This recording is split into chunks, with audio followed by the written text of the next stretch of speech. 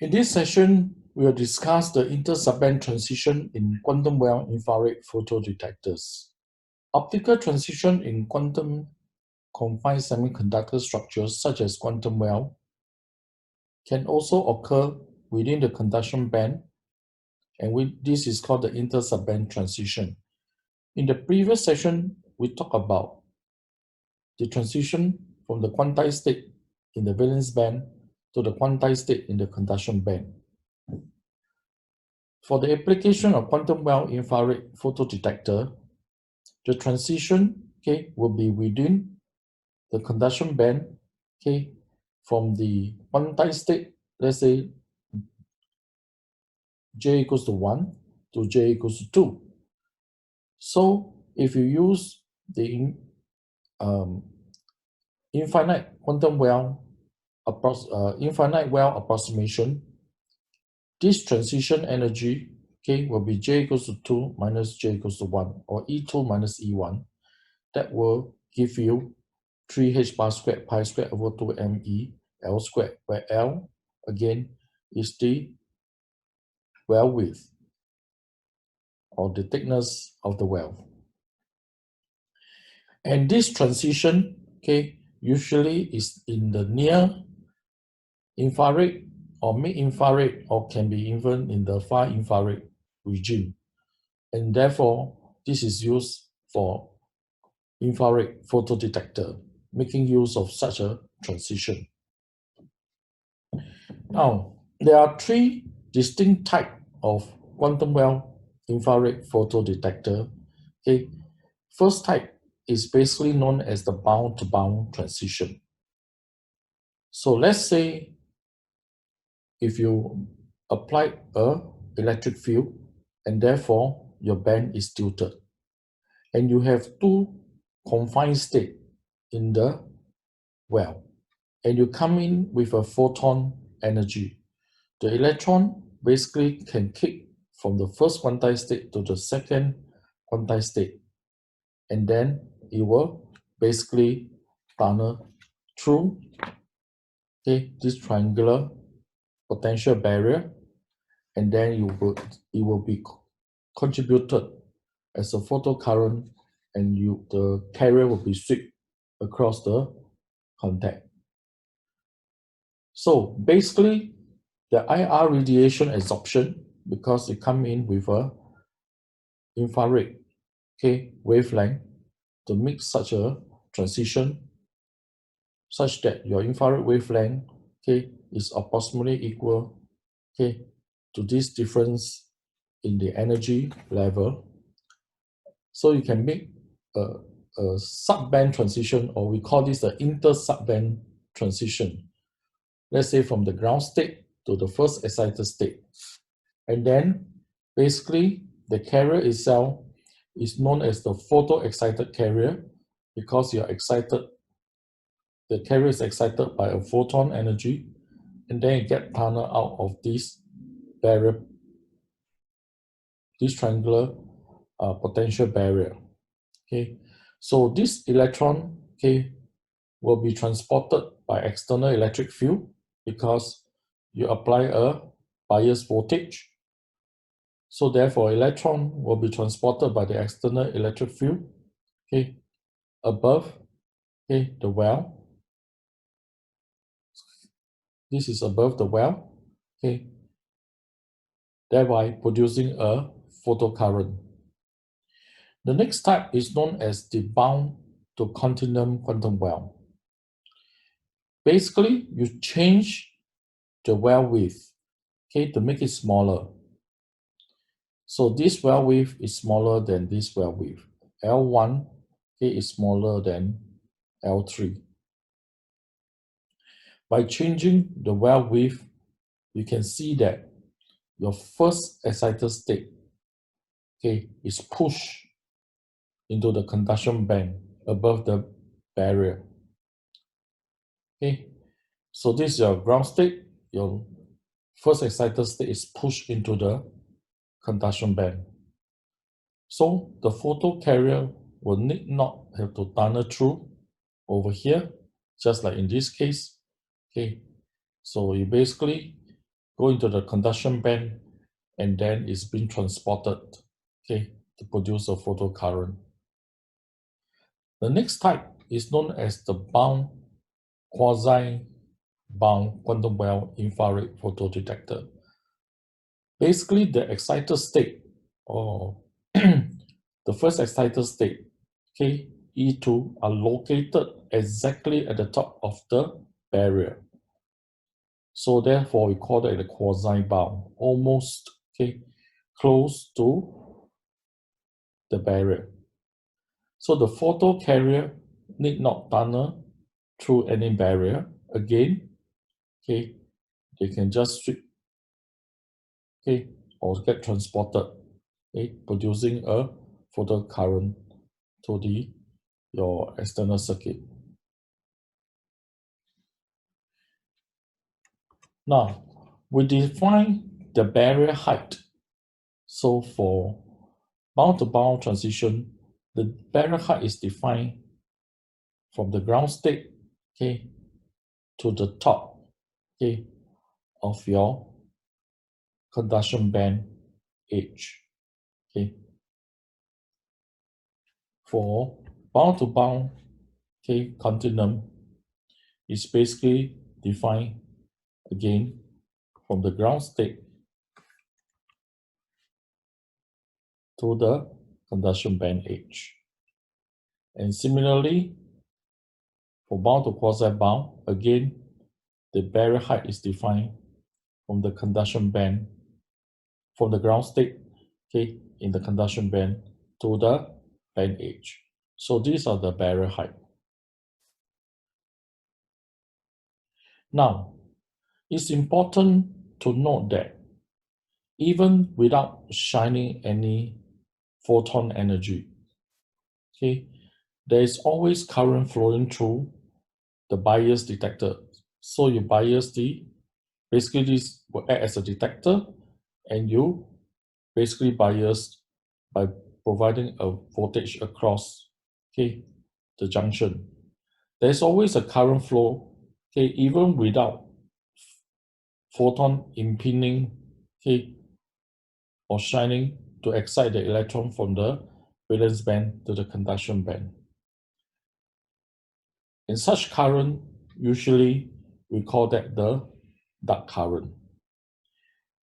And the emission basically from the ground state, okay, by gaining some thermal energy, you can overcome the barrier, and then it can contribute to the dark current without even shining or without having an incoming photon energy.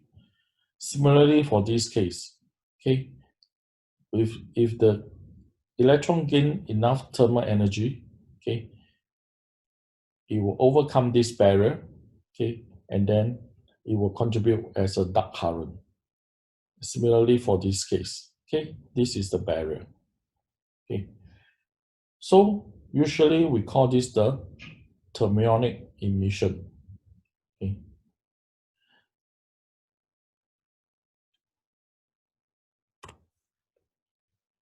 So the optical transition energy, let's say for the bound-to-bound transition in the conduction band, assuming an infinite well approximation, okay, should be of this formula. So E2 minus E1, okay, it should be 2 squared minus 1 squared. So this should be 3 instead of 3 squared. Okay. Now, we have discussed just now in the diagram bound to continuum, and bound to quasi-bound transition. The energy barrier for thermionic emission is basically EB3 is greater than EB2 greater than EB1. So this barrier is greater than this barrier, and this barrier is greater than this barrier. So if you operate the quantum well infrared photodetector, let's say at room temperature, the thermal energy at room temperature is 25.9 MeV. And if this barrier height, okay, is less than 25.9 MeV. So the electron can gain enough thermal energy to overcome this barrier, okay, even without having any photon being shined onto the electron or into the detector. So the electron can make such a transition to overcome the barrier just by gaining thermal energy, and that will contribute photocarrier. However, these are not signal. These are basically dark currents. Okay. So the same thing down here. If you reduce your barrier, it's even worse. Okay. And if you're operating at the room temperature and your this barrier height, okay, is greater than is less than the thermal energy. So at room temperature, you'll gain enough thermal energy to overcome the barrier height. And similarly for this case. So sometimes you want to operate the quantum well infrared photodetector at low temperature, okay, to avoid thermionic emission, okay, which is purely, okay, due to the thermal energy gained by the detector. So minimizing dark current, okay, due to thermionic emission is critical for the commercial success of the quantum well infrared photodetector. And as such, then is allowed for high temperature detector operation.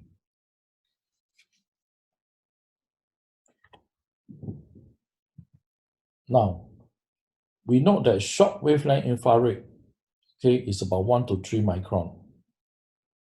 Mid infrared wavelength is about 3 to 5 micron. Long wavelength infrared is about 8 to 12 micron. Very long wavelength infrared is greater than 12 micron.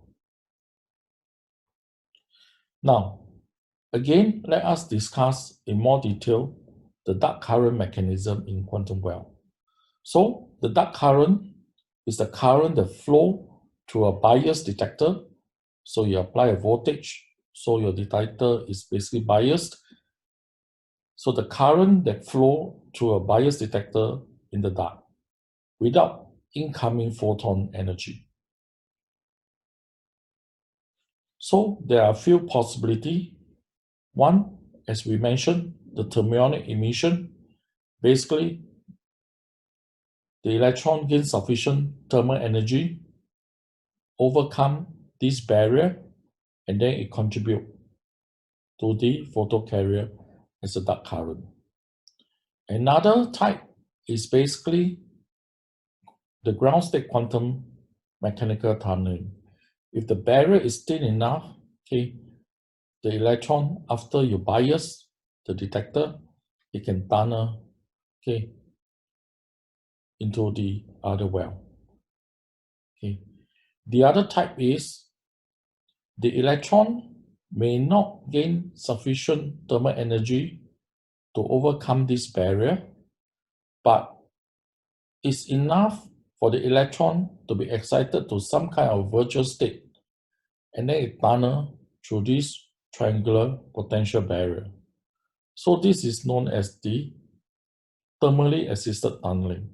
So you'll jump from here to here, and then it tunnel through this triangular potential barrier. Okay. The most critical contribution to the dark current is still the thermionic emission. Okay, so these are noise. These dark current are noise that are going to contribute, okay, to your detector, because your photo detector, again, you need to shine the photon energy to excite the electron from the first quantized state to the second quantized state, and the electron that strip out, these are actual photocarrier, okay, because you're detecting incoming photon. These are actual signal. Without shining any photon energy, okay, whatever carrier that is swept across, okay, in the detector, are considered as dark current, okay, because there's no incoming photon energy. So the mechanism for dark current can be due to ground state quantum mechanical tunneling, thermally assisted tunneling, or the thermionic emission, basically overcoming the barrier, okay, by gaining sufficient thermal energy. Now, this again, okay, more of the schematic diagram for the bound to quasi-bound quantum well infrared photodetector for aluminum gallium arsenide quantum well with gallium arsenide 45 Armstrong. Okay, so these are basically the continuum, the conduction band. Okay, and if you come in with photon energy, of course, these are the photocurrent. Otherwise, okay, whatever signal that you detected are dark current due to 1, 2, and 3. This is a bound to quasi-bound, where the state is the second quantized state is near exactly at the top of the barrier. Okay, this is bound quantum well infrared photodetector, so the two states are inside the well, and this photo current, if you come in with a photon energy to excite the electron from the first quantized state to the second quantized state, it will tunnel through, okay, this triangular potential barrier. So if you have multiple quantum well, all these electrons will contribute to the photocurrent. The other type is known as the bound to continuum, okay, where your well, okay, is small enough, okay, 40 Armstrong, okay, so it push, okay, the state, okay, into the continuum, okay. So, and then this will contribute as the photocurrent.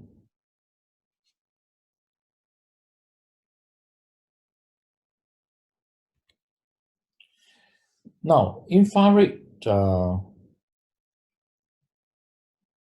hybridization, or we say the quantum well infrared photodetectors, can be exampled as a sensor chip assembly. So basically, you connect the IR detector array to a readout integrated circuit.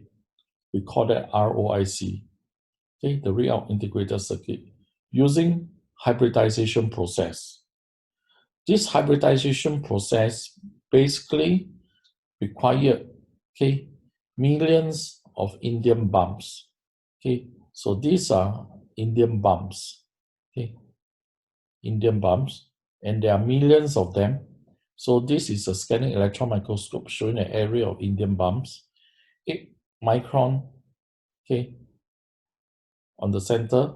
Each indium bump is about 4 micron at the base. So the center to center spacing probably is about 10 to 20 micron. So during hybridization process, the detector, okay, and your integrated readout circuit chips, okay, are basically positioned parallel to each other. And then they pressed together with a force could be about 200 pounds through these indium bumps. So the alignment and the parallelism accuracy must be better than 1 micron, okay, for the indium bumps to make reliable electrical and physical connection. So remarkably, the IR detector manufacturer typically can connect 99.99% of the indium bump, okay, on a megapixel array. So this is known as the IR hybridization. Okay. Another way to do this is by etching process. Okay.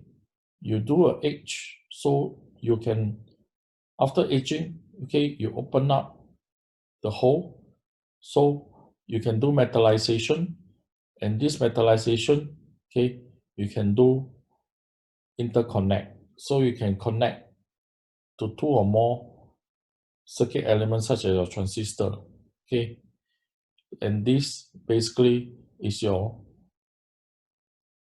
quantum well infrared photodetector, and this is your silicon readout chips, okay.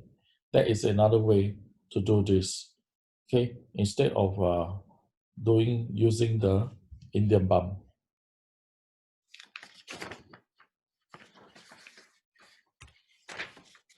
Now, it's difficult to find a suitable material system for heterostructure in which the conduction band offset is large enough to accommodate inter-subband transition, usually at 1.55 micron if you want to use it for optical communication. So basically, it's difficult, okay, to find a large conduction band offset such that you can contain, okay, at least two states, okay, able to have two quantized states in the well. So the conduction band offset must be large so that it can at least contain two quantized states.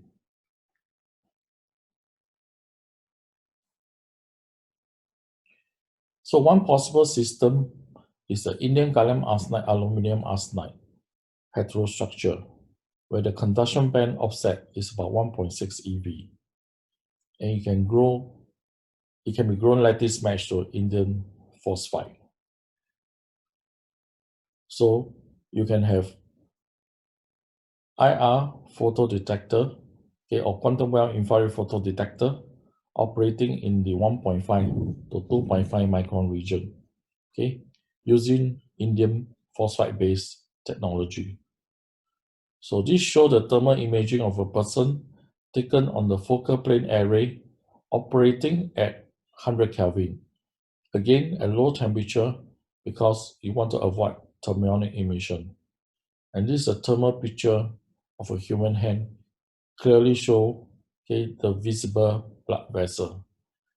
Okay, this use a mid-wavelength infrared of indium gallium arsenide, indium aluminum arsenide, quantum well infrared photodetector, grow on indium phosphide substrate. So you can have a focal plane array of detector, and that can use as a camera for thermal imaging application. And that basically you can image for a large area. So this type of thermal imaging application require large area devices, okay, and operating probably even longer than 3 micron.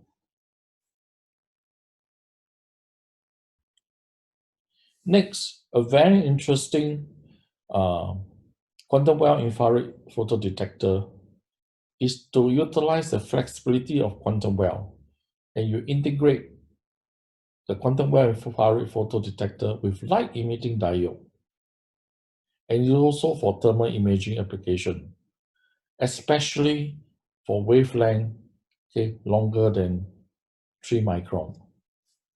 So the basic idea of the quantum well infrared photodetector and LED is shown here.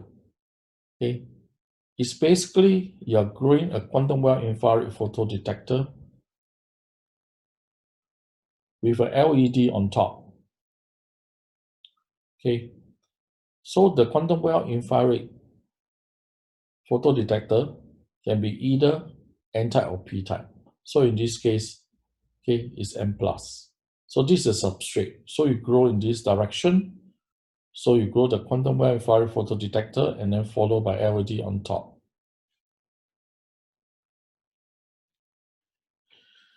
Now, the LED itself, okay, is a quantum well. It's basically an indium gallium arsenide quantum well. So indium gallium arsenide is the well. And there's only two contact. Okay, one is the p-doped LED contact, and then the other one is the heavily doped and heavily n-doped quantum well infrared photodetector. So PN junction. Okay, that's why this is a PN junction. Okay. In between, you have quantum well infrared photodetector and the LED. Now, basically, if you come in, okay, with a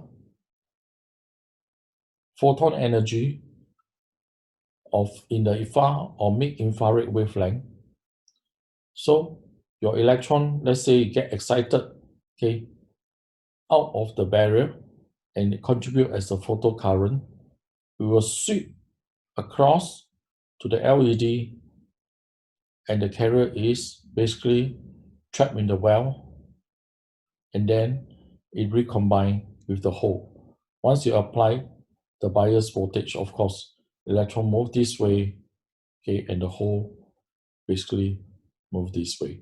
So the electron and hole can recombine. So when they recombine, indium gallium arsenide, okay, is the wavelength for the optical transition, okay, from the quantized state in the conduction band and the quantized state in the valence band is near the IR wavelength. So this is like a photoconductor. You basically convert the infrared photon into a photocarrier. So, and then it conduct to the LED. And down here, the carrier recombine to give out light in the near infrared. Okay. So this device, you can be seen as a mid infrared or far infrared to near IR converter.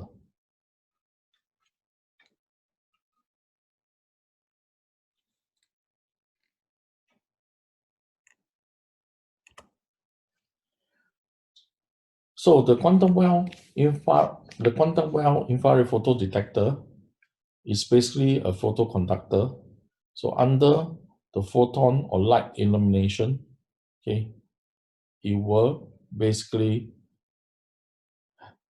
excite the carrier from the well, and then it sweep across, and then the carrier is transport to the LED. So this is an imaging of a human, which is the IR scene. This is the IR optics. Okay, you need a proper optics. Okay, that can collect the the IR signal. Okay, and then the signal, okay, can be the photon basically can be impinged onto this quantum well infrared photodetector LED devices. Okay, so this IR, okay, will be collected by the optical lenses, and then it will focus onto the quantum well infrared photodetector and LED devices. And you can place these devices in a dual. A dual basically will able to operate, okay, the temperature probably at liquid nitrogen. So you cool down the devices. And then the signal that's detected by the LED, okay, can be converted, could be near visible or near IR, and then detected by a charge coupled device or CCD. Okay. So you can have thermal imaging by having in the far infrared or mid infrared, and then you can convert, okay, using a proper optics to be in the near infrared. So in this case, it's in infrared and a convert, okay, to a visible or near infrared regime. These days, okay, you can even incorporate, okay, the whole optics and the CCD inside the dual. Okay, So all the signal, the optical signal, okay, can be collected using an optical fiber, okay, before it converted to the thermal imaging. So this show the possible final imaging system configuration, and you can basically, the IRC can be mapped onto the quantum well infrared photodetector and LED device by these optics, okay.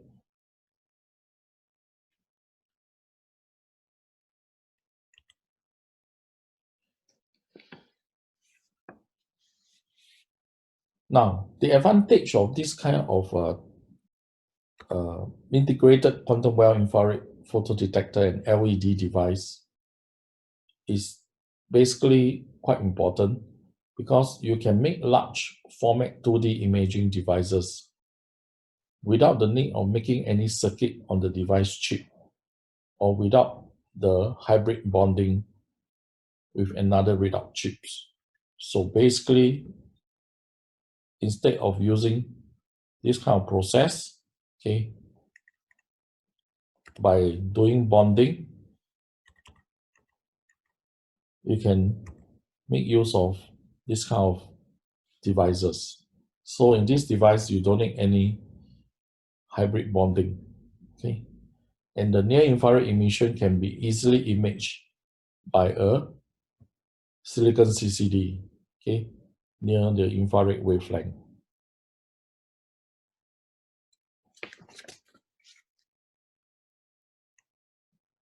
So that concludes our optic intersubband transition for the quantum well infrared photodetector. The next section is basically we're going to discuss the application of electric field, okay, in bulk semiconductor and in quantum well.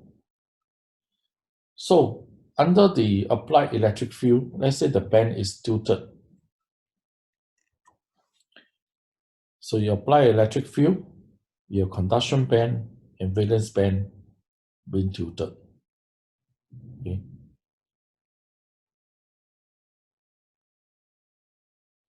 And then the wave function of the electron basically can tunnel into the band gap.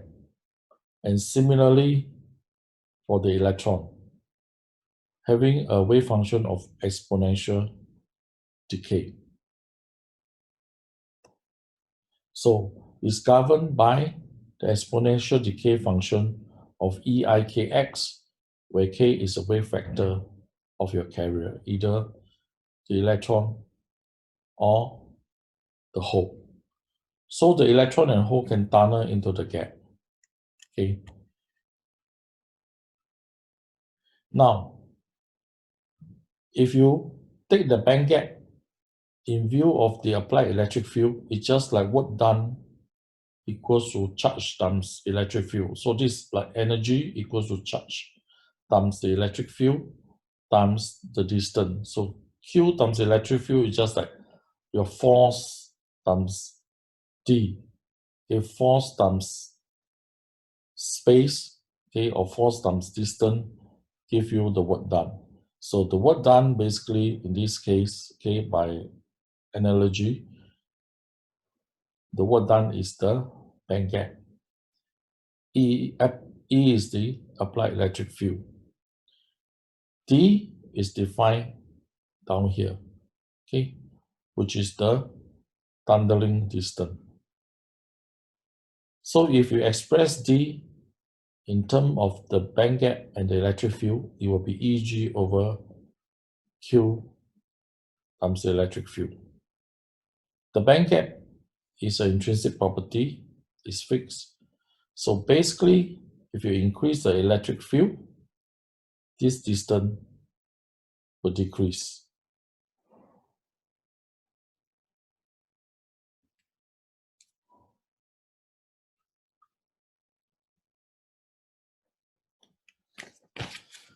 Now, let's say you shine a photon energy, an incoming photon energy, okay?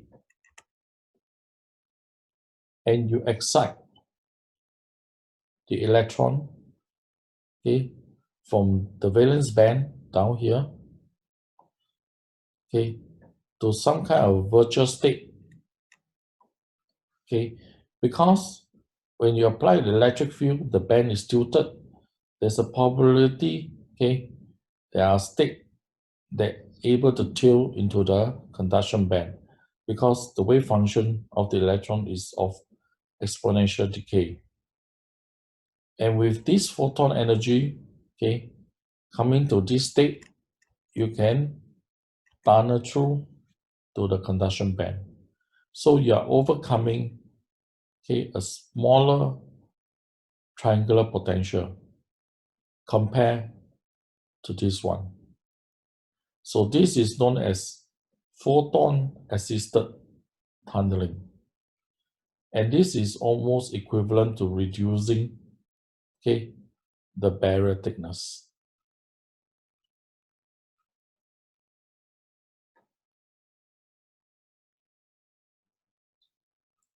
So instead of having a photon energy to excite the electron from the valence band all the way to the conduction band, you can excite, okay, into the somewhere inside the band gap, and there's state available in the band gap, okay, due to the wave function of the electron, okay, having a exponential decay state, okay, in the band gap.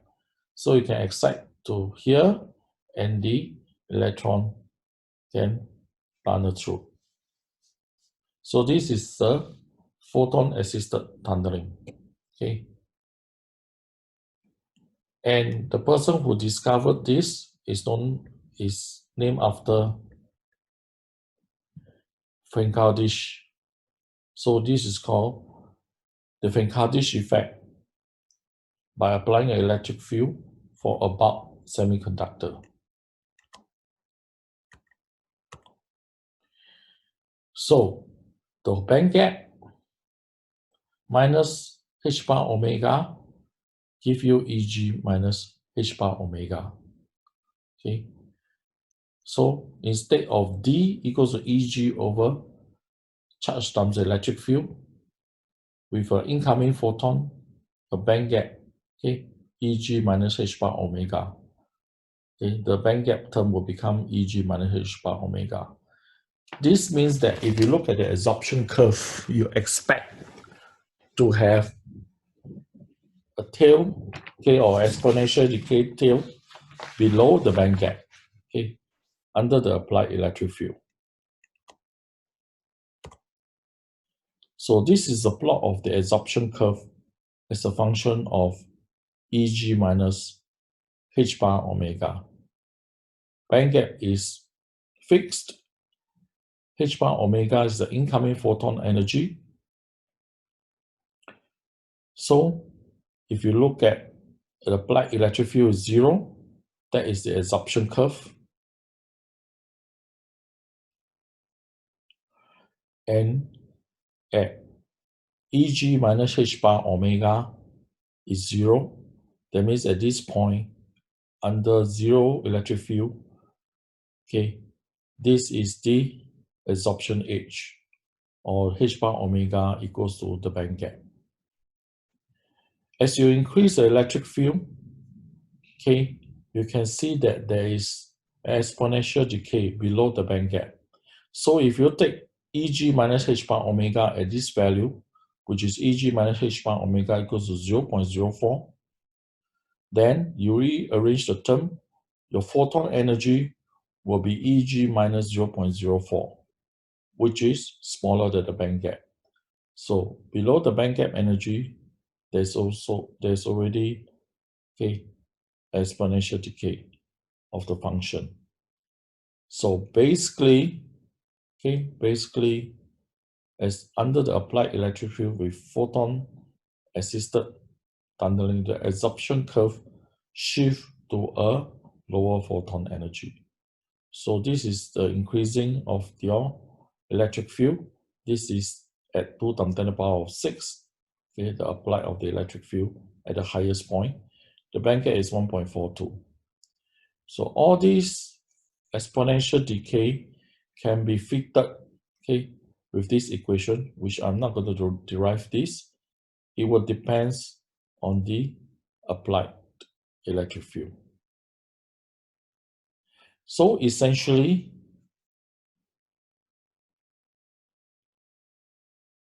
without applied electric field, if you come in with a photon energy, it's just a normal absorption, okay, from the valence band to the conduction band. Under applied electric field, you come in with a photon energy, okay, you need not excite all the way to the conduction band, okay, because there are available state in the band gap, and therefore you can excite to this state, and then you get tunnel through, okay.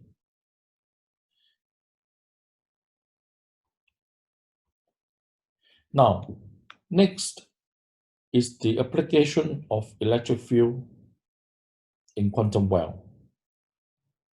And the phenomenology, okay, discovered is known as the quantum confined stuck effect. In bulk semiconductor, that effect is known as the Frank-Hardish effect. Okay. Now, by applying electric field in quantum well, okay, there are two ways to apply the direction of the electric field. One is in the plane of the well, one is normal to the well.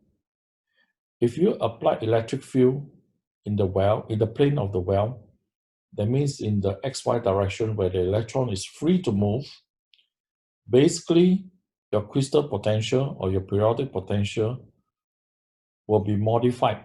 Okay, instead of a crystal potential, you have to add, okay, the electric field potential. So this will tilt your conduction band and valence band again, and your electron potential energy is increased, your hole energy is reduced. So the net effect is to pull the electron and hole in the opposite direction. Very similar in the bulk semiconductors because it's just like applying in the XY direction where electron and hole are free to move. So this is the absorption coefficient as a function of photon energy. Okay, and applied at measured at the room temperature. Okay, in the plane of the quantum well. So we know that in quantum well, there's always exciton effect.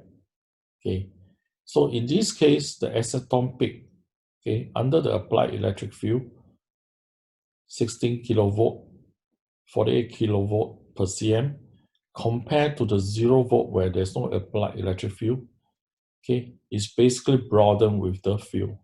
So this is the exciton peak at 0 electric field.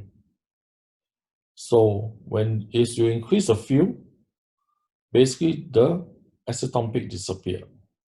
So the electron and hole are no longer bound.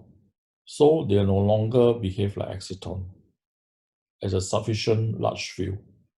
So this is not a field ionization process. Very similar, okay, by applying thermal energy or temperature. A high temperature, okay, is because the exciton collide with the lattice vibration, and then the electron and hole basically is dissociated or separate into free electron and free hole. Okay. In quantum well, by applying electric field, okay, you can also dissociate the electron and hole into an individual free particle, so that they're no longer bound. But remember that this is the application of the electric field in the XY plane. If you apply electric field normal to the well, that's along the growth direction, which is along the quantized level, okay, different from the previous case. Then the result is very different. So the difference is that when you apply electric field perpendicular to the layer, we pull the electron in the exciton in one direction and the hole in the other direction. So electron is pulled in one direction, hole in the opposite direction, just like we expected. Okay. Now, as you apply the electric field, your band is actually tilted. So you can see that the transition energy is being reduced. Okay. Your first quantized state actually moved down, okay, to here. And the other quantized state in the valence band moves up. So the transition energy is reduced compared to the one without applied electric field. Which means that you're bringing the electron and hole closer together. And the wall of this well prevent the acetone from field ionizing. In this case, the acetone will be field ionized in the XY plane, okay, because they're free to move. Nothing block, okay, the particle itself, okay. For here, there's wall, okay, on the well, so you prevent, okay, from the acetone from field ionizing. Now, because the electron and hole, although they are pulled, okay, in the opposite direction, they are basically still contained within the wall, and they will become relatively close to one another due to the Coulomb attraction. Okay, so the acetone still can exist as a particle. Okay, if you look at the absorption coefficient as a function of photon energy, this is 0 Kelvin. Acetone is trapped in the well. Okay, when you apply the electric field, you pull the electron in one direction and hole in the other direction, but they are still contained in the well. So 6 kilovolt per cm, the acetone shift to a lower photon energy because as you apply the electric field, the band is tilted, okay, your optical transition energy or the acetone transition energy will be lowered. Okay, because your state is being pushed down for the conduction band and the hole is being pushed up in the valence band. As you apply further electric field, 110 kilovolt is shift further to a lower photon energy. And then for this curve is 200 kilovolt. So you can see that the acetone still persists or preserved up to a very high field because the wall of the well or the confining well, okay, prevent the electron and hole or to prevent the acetone to be dissociated, okay, into free electron and free hole. So it suppresses the dissociation process. So the acetone cannot ionize and the electron and hole are trapped in the quantum well.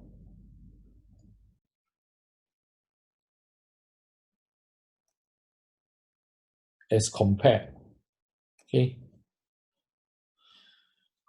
to the electric field applied in the plane, okay, at 16 kilovolt per cm, you can see that the acetone start to disappear, okay, because there's no confining well to prevent the acetone from ionizing, okay.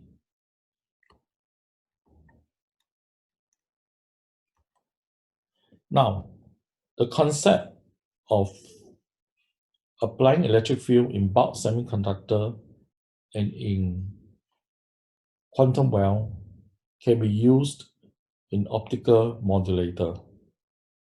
So an optical modulator is basically to modulate the beam of the light. So it depends on the parameter of the light beam to be manipulated. The modulator can be categorized into electro-absorption modulator. You change the intensity.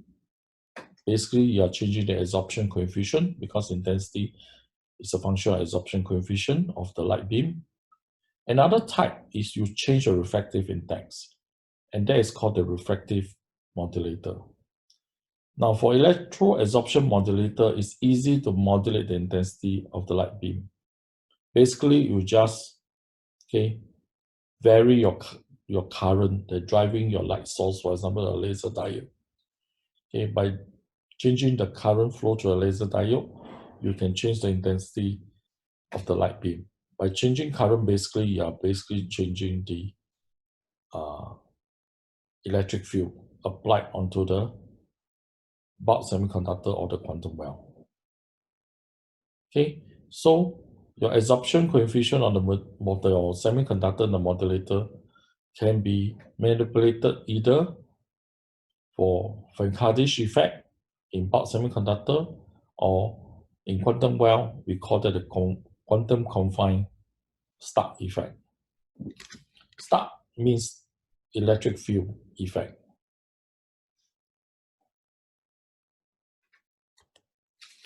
This is the application of a French effect.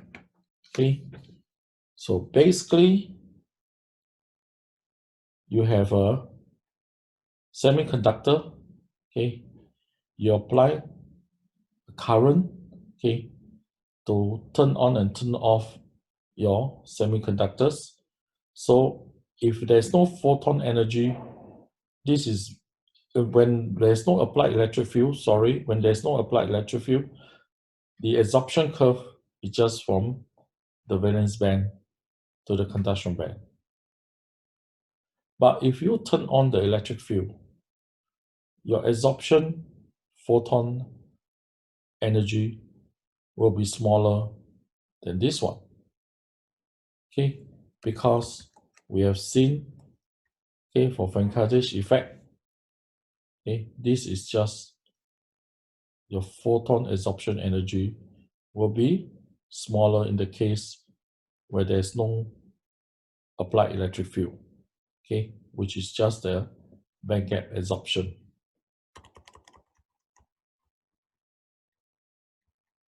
So you expect, there's a shift, in the photon energy when you apply electric field to a smaller photon energy or longer wavelength. And of course, your absorption coefficient also decreases. So you're basically able to modulate the intensity of the beam by turning and turning off the electric field. So you can use that as a electro-absorption modulator. Now for bulk semiconductor, it's not as interesting as the one if we make use of quantum confined stark effect, because this is just one electric field that it turn on and turn off, and the shift is basically one off and one on. If you compare the application of quantum confined stark effect, again, without applying electric field, this is your transition energy. When you apply electric field, you pull the electron and hole away from each other. Although they are pulling away from each other, they are still confined in the well, so you still expect to see exciton. So the optical transition are basically due to the exciton peak. So you apply 2 volt, which is apply the electric field. You apply 4 volt, 8 volt, 12 volt. So you can basically slowly modulate your quantum well by changing the voltage. And these peaks are very sharp because even though it's look broad here, but the photon energy is 1.43 to 1.44. So you can see that these are exciton peak, and it's actually very sharp peaks, and you can modulate the beam. Okay, so this is a quantum well by making use of the applied of the electric field, okay, to have a multiple quantum well electro-absorption modulator. Down here, okay, for bulk semiconductor, the absorption peak is very broad, and especially, okay, at room temperature, most of the semiconductor may not have large binding energy, and then therefore these are not exciton peak. Okay, their peaks are not very sharp. So basically, when you apply the electric field, it's just a normal, okay, absorption, okay, from the valence band, okay, by assisted photon energy. So by applying electric field, it just shift to a longer wavelength or smaller photon energy.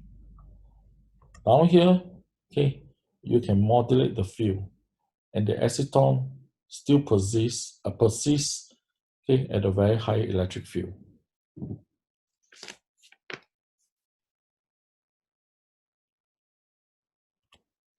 This is another diagram to show a quantum well electro-absorption modulator. So this is the quantum well. Aluminium gallium arsenide quantum well. Gallium arsenide is the well, and the well is undoped.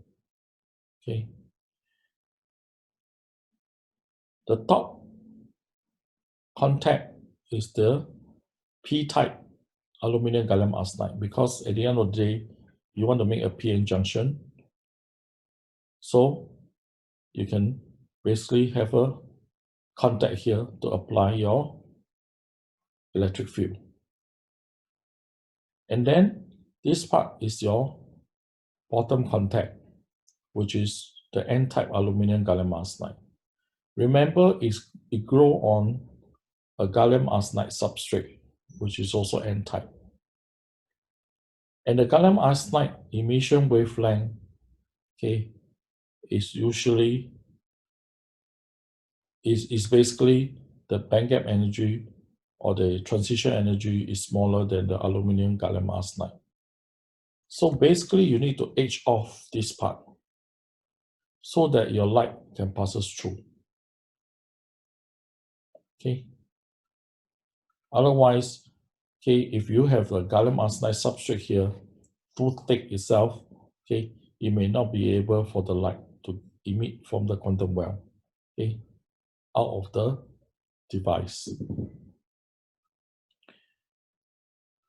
So the light emission from the gallium arsenide well, okay, and gallium arsenide is opaque because it's an infrared wavelength. If you want to use it as a modulator, so some part of the substrate, you have to edge it off to open the window for the light transmission. So in operation, the diode is reverse bias and can induce a quantum confined start effect shift. And then you can make an array of devices, two-dimensional array of devices, using this quantum well as an electro-absorption modulator.